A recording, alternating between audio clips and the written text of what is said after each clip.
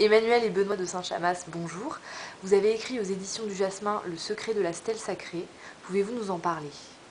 Alors c'est un livre qu'on aime beaucoup parce que c'est notre premier roman. On a écrit beaucoup de formes brèves avant, c'était des contes, quelques albums.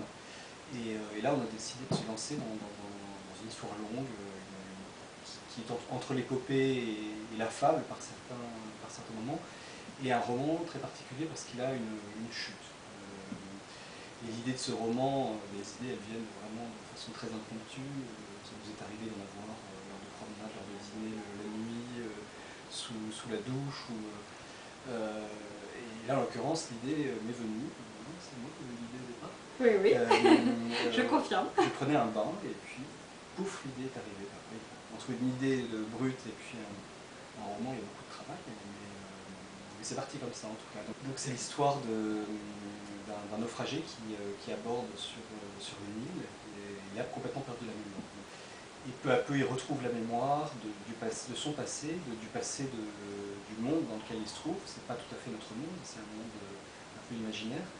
Et il porte sur lui, ce naufragé, un morceau d'une stèle sacrée qui a été brisée en des temps très très anciens et qui, quand on réunit les trois morceaux, révèle une énigme. Et je n'en dis pas plus.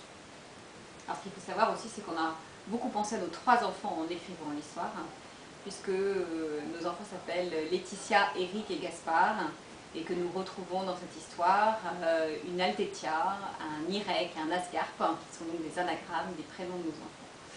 Et voilà, c'est toujours un grand plaisir pour moi d'annoncer que nos enfants sont toujours présents dans nos histoires. Et j'ajoute aussi, parce que parfois ça arrive qu'on voit des lecteurs qui, impatients de connaître la fin d'un livre, feuillettent les dernières pages avant de revenir au début. Là, en l'occurrence, ceux qui liront ce roman, il ne faut surtout pas lire la fin. Ne pas commencer par la fin. Il faut vraiment lire dans une chute.